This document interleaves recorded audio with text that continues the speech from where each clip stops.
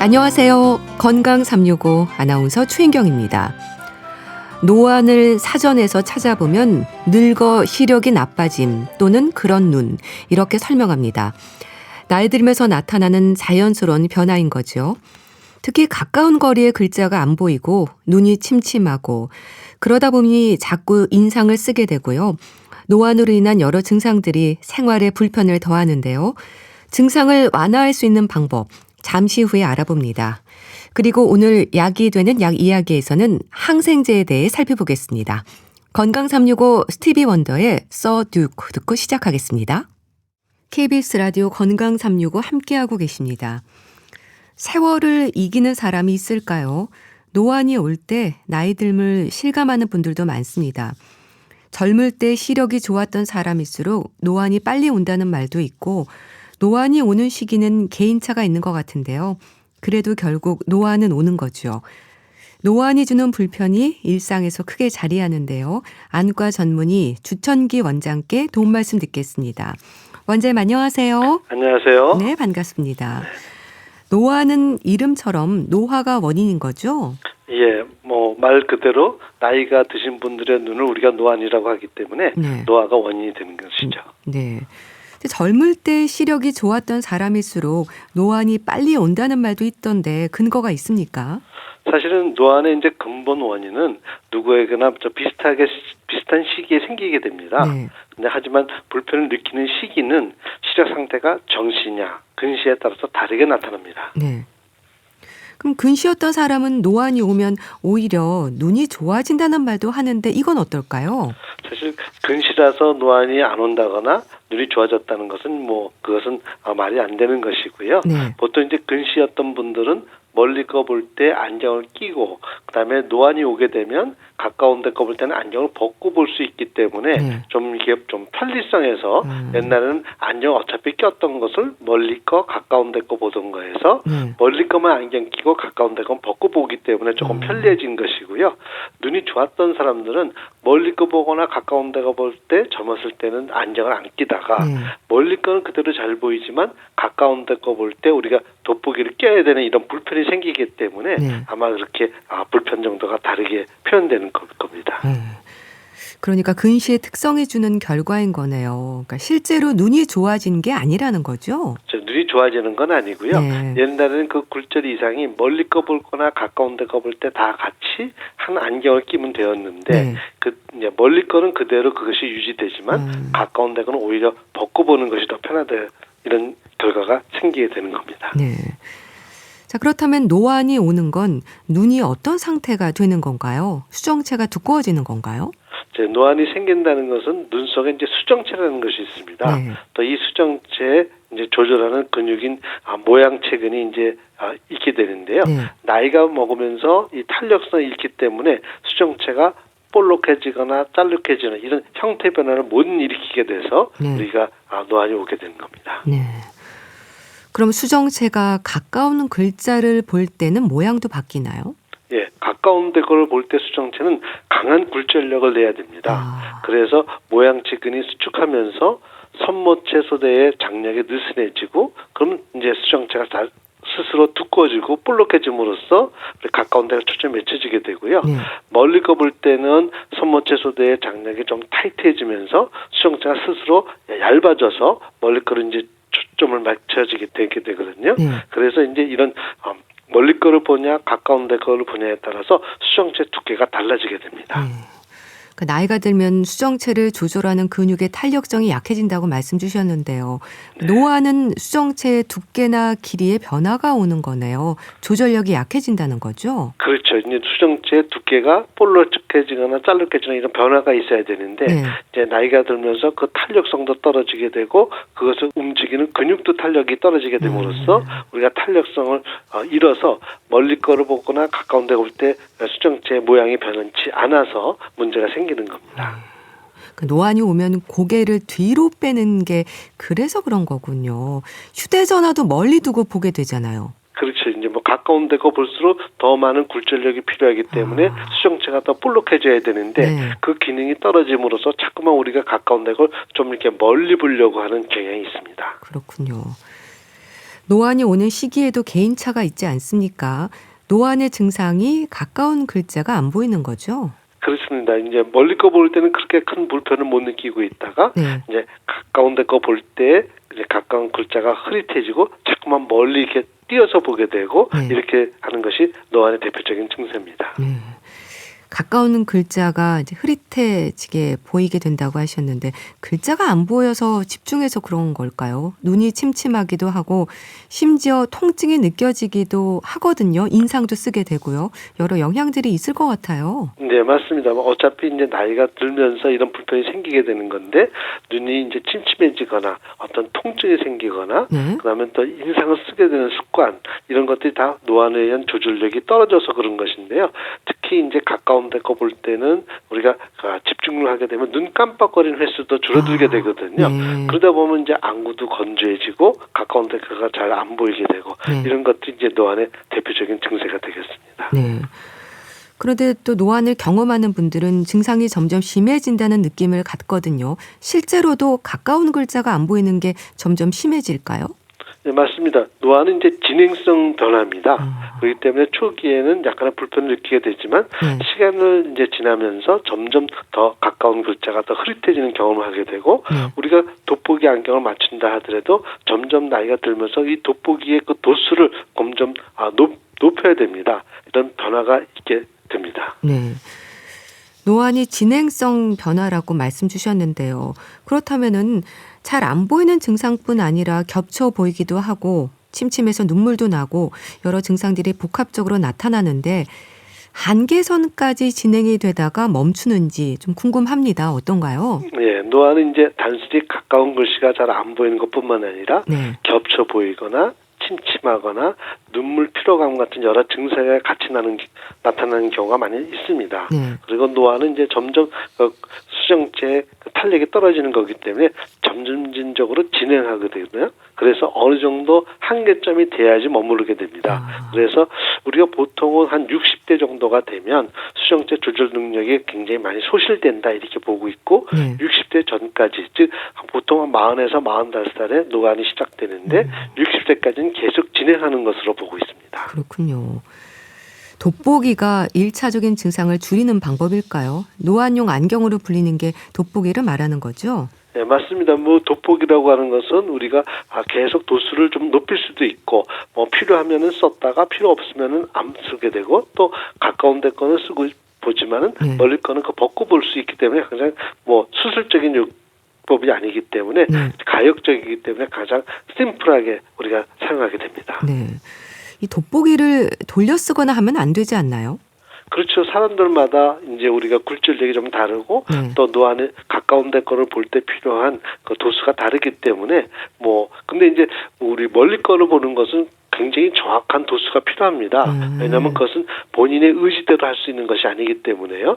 그러나 가까운 데 거 볼 때는 우리가 약간 조금 가까이도 볼 수 있고 약간 떨어뜨려서도 볼 수 있고 이런 거리가 조정이 가능하기 때문에 네.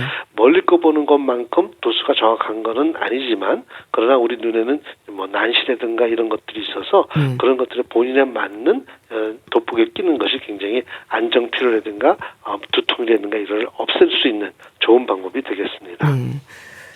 본인에 맞는 걸 끼라고 하셨는데요. 근데 상태에 맞게 맞춰야 하는데 검사 없이 거리에서 구입하거나 하면 오히려 부작용의 위험도 있지 않을까 싶은데요. 어떻습니까? 우리가 보통 자기한테 맞는 것을 끼는 것이 가장 좋은데요. 네. 사실 이것이 진행성으로 되기 때문에 그때그때마다 맞추는 것이 굉장히 힘들 수가 있습니다. 그래서 이제 많은 분들이 그냥 안정점에 이런 데서 기성품으로 나와 있는 거 네. 쓰기는 하는데 네. 대충 볼 때는 가능하지만 사람들이 자기의 고유의 난시도 있고 여러 가지 굴절력의 한계가 있기 때문에 보통은 병원에서 맞춰서 정확한 검사를 하고 맞춰보는 것이 눈 건강에는 좋겠습니다. 네.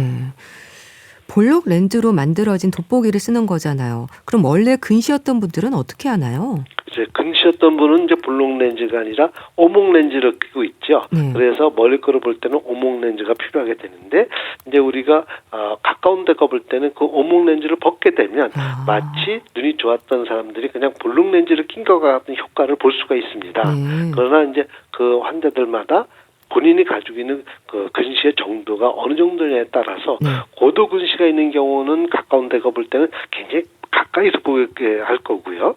그다음에 중정도나 경정도에 아주 약한 근시가 있는 경우에는 가까운 데가 볼 때 약간 좀 멀리 떨어뜨려서 보거나 아니면 그것만 가지고 부족해서 약한 돋보기가 필요한 경우도 생길 수가 있기 때문에 네. 환자들마다 좀 다른 면이 있습니다.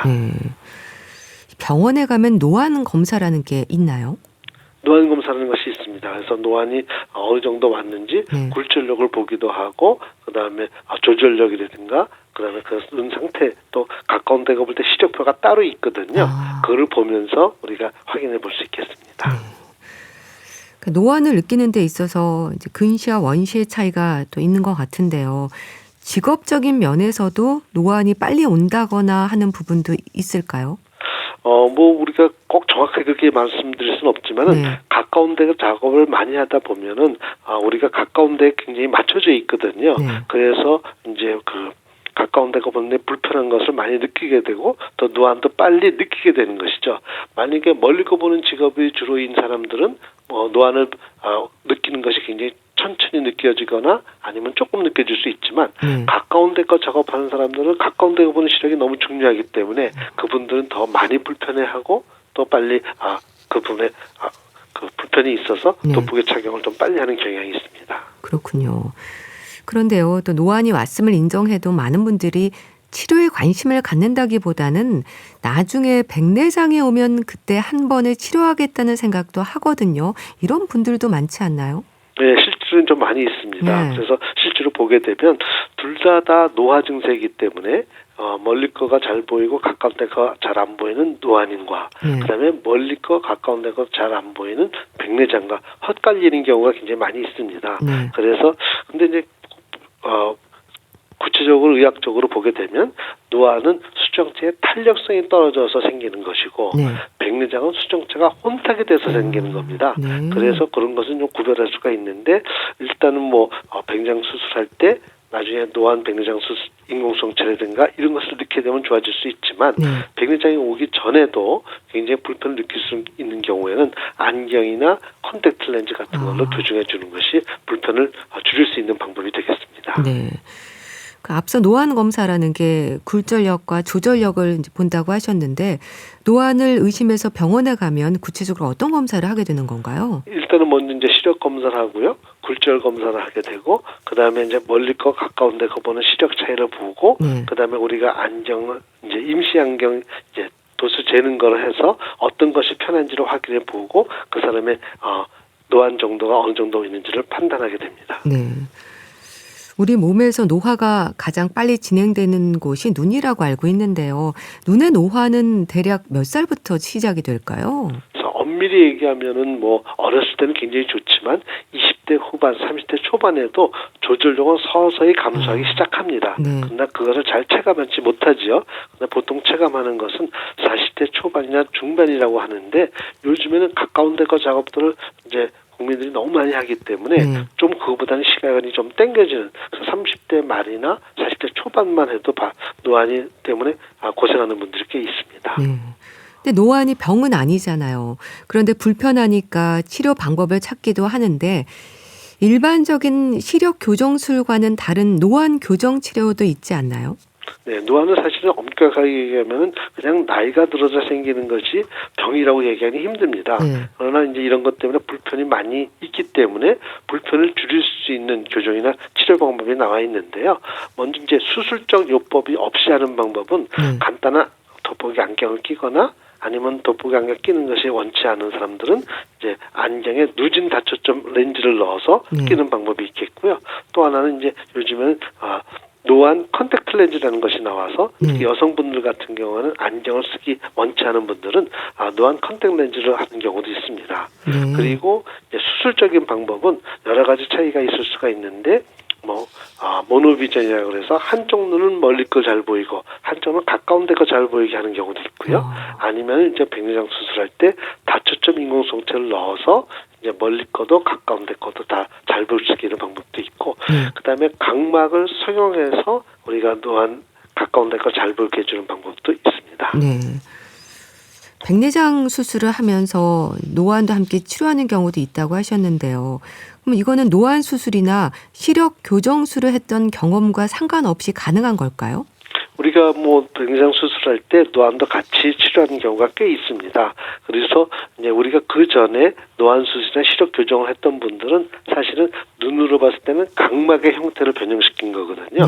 근데 백내장 수술은 그 각막 눈 안에 있는 수정체를 우리가 바꾸는 것이기 때문에 앞에 각막을 어떤 변형을 줬다 하더라도 수정체를 바꿈으로써 얻는 효과는 얼마든지 있을 수가 있습니다. 그러나 이제 각막의 형태가 좀 변화가 됐기 때문에 거기에 대한 조심해서 이게 인공수정체 도수를 좀 잘 정해야 되겠고 이런 노하우가 좀 있기 때문에 그런 것은 굉장히 경험이 많은 선생님들이 하는 것이 굉장히 정확도를 높일 수 있겠습니다. 다초점 인공수정체를 넣는 건가요? 그렇죠. 초점이 이제 다초점이라는 것은 초점이 여러 개 있다는 뜻입니다. 즉 우리 탄력성 있는 수정체를 제거하고 인공수정체를 넣기 때문에 이 인공수정체는 탄력성은 없거든요. 그래서 초점을 멀리 거 가까운 데 걸 맞춰줄 수 있는 기능을 가지고 있는 인공수정체를 넣어주는 겁니다. 그러면 멀리 것도 어느 정도 잘 볼 수 있고 가까운 데 것도 어느 정도 잘 볼 수가 있죠. 인공수정체를 넣어주면 영구적으로 효과를 볼 수 있는 건가요? 인공수정체는 저희가 흔하게 100년 이상 갑니다 이렇게 얘기할 정도로 시간이 지나면서 변할 수 있는 건 아닙니다. 노안으로 인한 피로감을 줄이기 위한 좀 눈 운동이라든지 생활 습관 없을까요? 글쎄요, 보통은 이제 과학적으로 증명된 건 없지만 보통 이제 조명도 적당한 조명이 필요하겠고, 정기적인 시선의 휴식이라든가 눈 깜빡거림도 좀 잘 유지하고 수분 유지하는 거 이런 것들이 굉장히 좋은데 우리가 보통은 권하는 것은 한 50분 정도 작업을 하면 10분 정도는 이제 멀리 거를 보게 하거나 아니면 눈을 감고 좀 쉬게 해줘서 계속 가까운 데 거 작업을 함으로써 생기는 눈 조절력의 마비라든가 이런 것을 예방해 주는 것이 좋겠습니다. 눈에 좋은 건강 보조식품을 복용하기도 하는데 이런 건 도움이 될까요? 우리가 굉장히 눈에 문제가 되는 것은 이제 자외선이 제일 문제가 되기 때문에 자외선 차단하는 선글라스 같은 것도 굉장히 중요하겠고 아니면 이제 루테인은 망막의 색소를 보강해주기 때문에 굉장히 중요하고 오메가3 같은 경우도 우리가 안구 건조증이라든가 이런 게 굉장히 중요하기 때문에 이런 특히 루테인 같은 경우는 우리 몸에서 생성되지 않기 때문에 루테인 지하잔층 같은 경우는 바깥에서 섭취해 주는 것이 굉장히 중요하거든요. 그래서 이런 식생활 습관을 잘 갖는 것이 중요하겠습니다. 노안으로 생각해서 다른 질환의 위험 신호를 빨리 발견하지 못할 수도 있을 것 같은데요. 나이 들수록 정기 검진이 필요할 것 같습니다. 노년기에 필요한 눈 검사랄까요? 좀 조언해 주시죠. 이제 나이가 이제 어느 정도 들게 되고 이제 하게 되면 눈이 침침해지고 눈이 잘 보이는 것이 나이 때문에 오는 정상적인 이런 변화 노화 현상일 거야 이렇게만 우리가 생각하기가 쉽습니다. 그러나 우리가 눈이 이제 침침해지는 것은 정말로 나이가 들어서 생길 수 있는 이제 생리적인 것과 어떤 질병이 생기는 것, 즉 백내장이라든가 황반변성이라든가 녹내장이라든가 이런 나이가 들면서 굉장히 증가될 수 있는 질병이라는 구별을 하셔야 됩니다. 그렇기 때문에 우리가 40, 50대가 지나서 60대가 되게 되면 1년에 한 번씩은 우리가 안과 정기 검사를 통해 가지고 눈에 어떤 망막이라든가 황반이라든가 시신경이라든가 수정체라든가 이런 데 변화가 있는지 우리가 검사해 보는 것이 굉장히 중요하겠습니다. 네, 알겠습니다. 자, 오늘은 노안과 관련해서 자세히 알아봤는데요. 안과 전문의 주청기 원장과 함께했습니다. 말씀 감사합니다. 수고하세요. KBS 라디오 건강365 함께하고 계신데요. 머라이어 캐리의 비전 오브 러브 듣고 다시 오겠습니다. KBS 라디오 건강365 함께하고 계십니다. 알아두면 도움이 되는 약이 되는 약 이야기. 소비자 콘텐츠 연구소 이주영 소장 연결합니다. 소장님 안녕하세요. 네, 안녕하세요. 오늘은 항생제에 대한 얘기를 좀 나누면 좋겠습니다. 항생제는 효과적인 약이지만 과하면 독이 되기도 하지 않나요? 네, 항생제 진짜 많이 쓰고 좋은 약입니다. 그런데 많이 쓰는 만큼 부작용도 또 많이 보고가 되고 있고요. 그래서 조심해서 써야 되는 약이기도 하고 특히 이 부작용보다 내성이라고 해서 과하게 썼을 때 생기는 이 내성의 문제가 사회적 문제가 되는 그런 심각성을 가지고 있는 약입니다. 네. 지금은 항생제라는 말을 더 많이 쓰는데 어르신들은 지금도 약국 오셔서 마이신 달라는 말을 많이 네. 하십니다. 네, 마이신 들어보신 적 있으시죠? 네. 지금도 뭐 약에 마이신이 들어가 있냐, 마이신 좀 달라 이런 얘기를 하시는데요. 이게 이제 항생제 중에서 마이신이라는 그 용어로 끝나는 성분들이 있어서 그렇게 알고 계신 분들이 있으세요. 그리고 워낙 2000년에 의약분업이 되기 전에는 약국에서 좀 흔히 구할 수 있는 약이었고, 그리고 세균 감염증을 치료할 수 있는 항생제를 흔히 이제 마이신이라고 부릅니다. 네. 페니실린, 그러니까 항생제 원조가 되는 페니실린이 발견된 것은 1928년에 플레밍에 의해서 발견이 됐는데, 이 약제가 대량 생산이 된 것이 2차 세계대전 중입니다.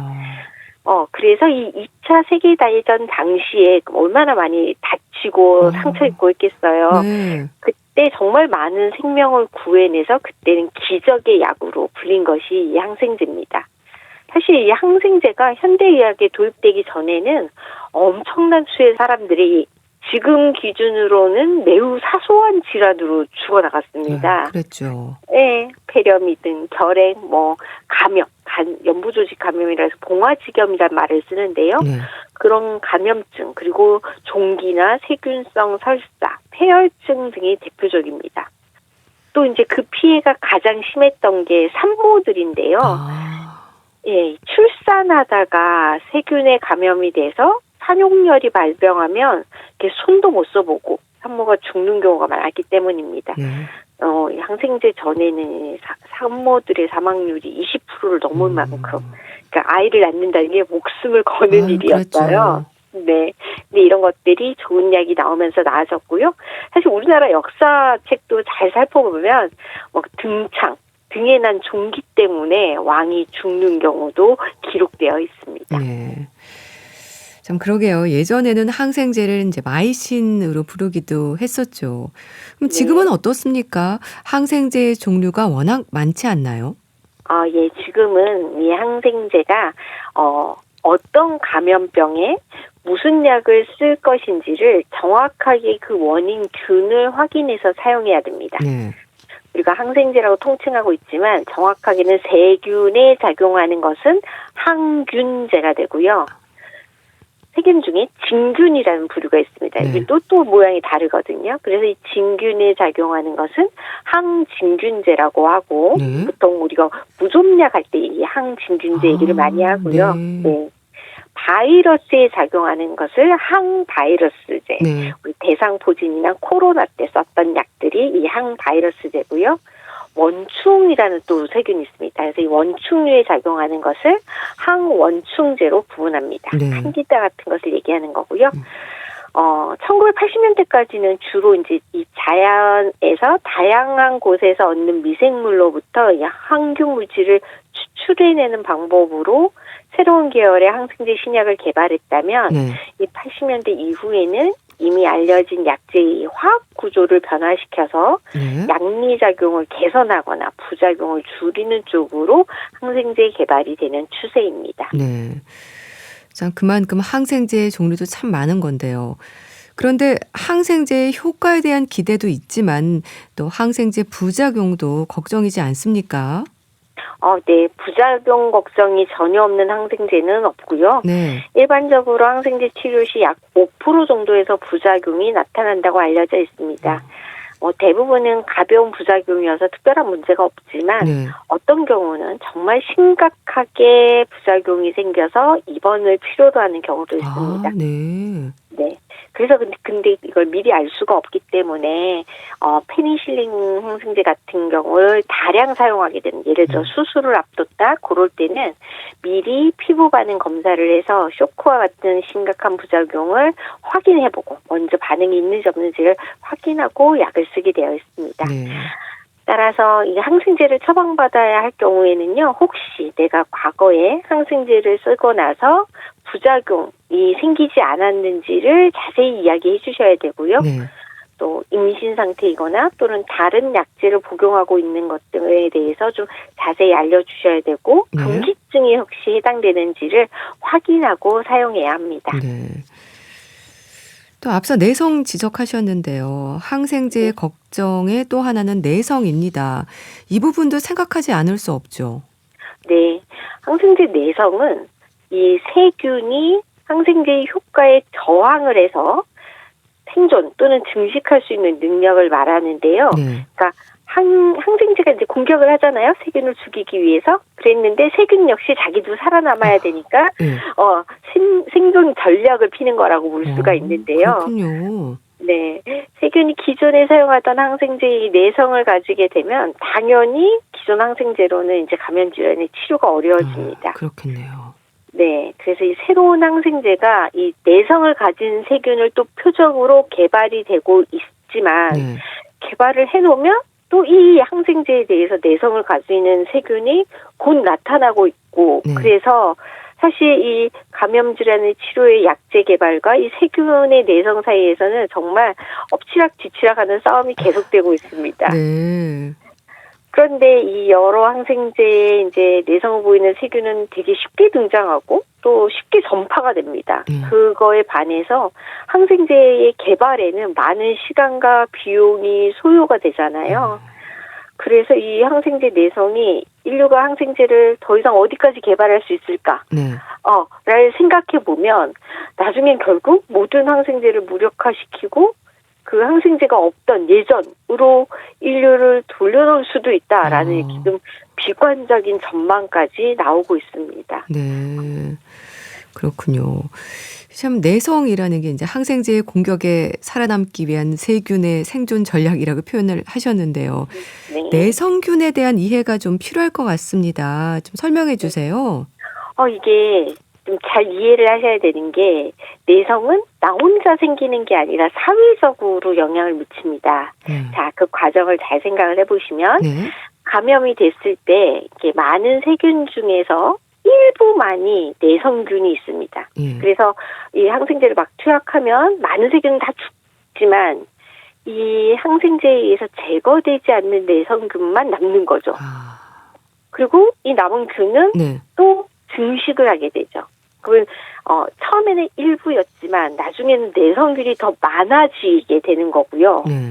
그다음에 이 내성균이 가지고 있는 이 유전자를 내성 유전자를 또 다른 균에게 전달할 수가 있습니다. 그렇게 되면 처음에 썼던 항생제는 더 이상 사용할 수가 없는 거죠. 그렇겠네요. 더 이상 안 되는 거죠. 네. 그래서 이 항생제를 반드시 필요한 경우에 한해서 적절한 요법으로 사용해야 된다라는 말이 나오는 거고요. 이 내성균들이 증식하고 난 다음에 다른 사람에게 감염이 옮겨가면 이분은 그 전에 항생제를 먹지 않았더라도 이미 그 항생제는 쓸 수 없는 상태죠. 그렇겠네요. 네, 요거를 잘 이해를 못 하셔서 나만 조심하면 되지 않을까 생각하시는데 이 항생제의 내성 문제는 사회적인 문제가 됩니다. 그래서 이 항생제의 내성을 줄이기 위해서는 이런 필요한 경우에만 써야 된다라는 얘기를 많이 하는데요. 독감이나 감기 같은 이제 바이러스에 의한 감염에 항생제를 많이 사용한다거나 또는 의외로 모르시는 게 동물 사료의 항생제를 많이 섞습니다. 예, 동물들을 하나하나 진단하고 원인균을 찾기에는 좀 비용이 많이 드니까 그냥 전체적으로 광범위 항생제를 뿌려서 건강을 유지하게 되는 경우가 많은데 그런 경우에 이게 자연으로 완전히 뻗어왔던 항생제가 무차별 살포가 되기 때문에 내성 세균을 아주 폭발적으로 증가시키는 그런 원인으로 동물에 쓰는 항생제도 지적이 되곤 합니다. 사실 진짜 많은 항생제들이 개발됐고 감염병으로부터 생명을 구하기 위해서 진짜 노력하고 있지만 많은 내성이 나타나고 있기 때문에 이 내성에 대해서는 우리 모두가 조금 다 좀 이해하고 알고 같이 노력을 하면 좋겠습니다. 그러니까 내성이 생기지 않게끔 항생제는 반드시 필요한 경우에 적절한 요법으로 사용을 해야 되는 건데요. 그런데 또 항생제가 듣지 않는 세균도 있지 않나요? 네, 슈퍼박테리아 들어보셨죠? 슈퍼박테리아. 네, 이 슈퍼박테리아를 오히려 더 잘 이해하시더라고요. 네. 다들 들어보신 적이 있고 하도 걱정을 하니까 그런 것 같은데요. 네. 이 슈퍼박테리아는 여러 종류의 항생제의 내성을 갖게 돼서 기존의 항생제로는 치료가 어려운 세균을 통칭하는 용어입니다. 그래서 의학적인 명칭으로는 다제내성균이라고 하고요. 네. 항생제 오남용에 의해서 탄생하고 확산되는 균입니다. 자, 아까 내성이 얻는 방법, 내성이 얻는 과정에 대해서는 설명을 드렸는데요. 네. 그 과정이 한 가지 항생제만 생기는 게 아니라 여러 항생제의 차례로 내성을 얻게 되면 어떤 약으로도 치료하기 어려운 슈퍼박테리아가 되는 겁니다. 그렇군요. 예. 근데 마음은 그렇잖아요. 감염증이 조절되지 않으면 이 항생제를 썼다가 흔히 말하는 좀 더 센 다음 거를 써봤다가 또 다음 거를 쓰고 싶은 마음이 다 들거든요. 그럼요. 네. 그러니까 빨리 나는 낫고 싶으니까 계속 여러 항생제 또는 심각한 감염증의 경우에는 두세 가지를 막 섞어서 쓰기도 하거든요. 그러다 보니까 출현된 것이 이 슈퍼박테리아고요. 이 슈퍼박테리아에 감염되면 사실 치료 가능한 항생제가 없어지는 거죠. 그래서 아주 간단한 간단하진 않겠지만 그런 감염증, 폐렴이나 요로 감염이나 폐혈증 같은 걸로도 이제 치명적인 결과를 초래할 수 있고요. 또 이 슈퍼박테리아는 주로 병원 내에서 감염되는 경우가 많습니다. 그래서 이게 환자들에게 빠르게 확산되었을 때 굉장히 위험한 상황이 되기 때문에 이런 내성균, 다제 내성균의 감염이 확인되면 격리를 시키도록 하고 있습니다. 네. 근데 이게 사실 그렇게 와닿지 않나 봐요. 제가 이렇게 막 얘기를 해도 와닿지 않는 것 같아 하는데 이게 세계보건기구가 그래서 아예 이 슈퍼박테리아가 확산되는 것을 인류의 글로벌 보건 위협 중의 하나로 규정하고 각 나라에다가 경고장을 발행한 정도이다라고 이해해 주시면 좋겠습니다. 네. 세계보건기구는 이제 슈퍼박테리아에 대해서 경고까지 하고 있는데요. 여러 가지 관련해서 이제 노력들도 많이 사회에서 하지 않습니까? 네, 이게 단순히 혼자서 노력해서 될 일은 아니기 때문에 국제 항생제 내성 감시 체계라는 게 있습니다. 그래서 우리나라도 8개 권역의 종합병원을 감시기관으로 지정해서 의료 관련 감염에서 그 위험 요소인 내성균 중에 6종을 이제 딱 지정해서 법정 감염병으로 지정해서 감시하고 있습니다. 사실 내성 관리에는 많은 대책이 필요하지만 이게 하나의 왕도는 없고요. 내성 관리를 위해서 장기적으로 의료진은 과다한 항생제 처방과 사용 기한을 좀 줄여나가야 하는 것이 아주 제일 기본적인 거라고 할 수 있습니다. 네. 우리나라의 경우에는 항생제를 좀 많이 쓴다라고 이제 들었는데요. 항생제 내성에 대해서 어떻게 얘기가 되고 있나요? 네, 우리나라 좀 심각합니다. 네, 좀 항생제를 필요 이상으로 자주 사용하다 보니까 이 항생제 내성률이 타국가에 비해서 높은데요. OECD 국가들을 비교해 보면 우리나라와 이탈리아 이 두 나라가 이게 항생제 사용량이 31.5 dd로 가장 많은데 이 정도가 어느 정도냐면 사용량이 가장 적은 스웨덴을 기준으로 했을 때 스웨덴은 우리나라의 절반도 안 되는 양입니다. 그렇군요. 네, 스웨덴 사람들이 감염병이 적은 건 아닐 거 아니에요. 그렇죠? 우리나라에서만 감염병이 많은 건 아닐 텐데 이렇게 좀 높은 수치를 보이고 있어서 좀 더 우리는 잘 알아야 되고요. 가장 광범위한 항균력을 지니는 카바페넴 계열의 항생제가 이제 사실 최후의 보루라고 불리는 항생제인데 이 항생제만 딱 놓고 보면 이 균주 감염자가 빠르게 늘고 있어서 2022년 2급 감염병으로 분류되어 있는 카바페넴 내성 장내 세균 속 균종이라고 해서 CR이라고 보통 줄여서 얘기하는데 요 카바페넴의 내성을 가진 균의 감염 사례가 그 작년에 비해서 31% 증가했습니다. 그렇군요. 네. 그리고 2017년과 비교를 하면 5년 만에 5배 이상 늘어난 수치입니다.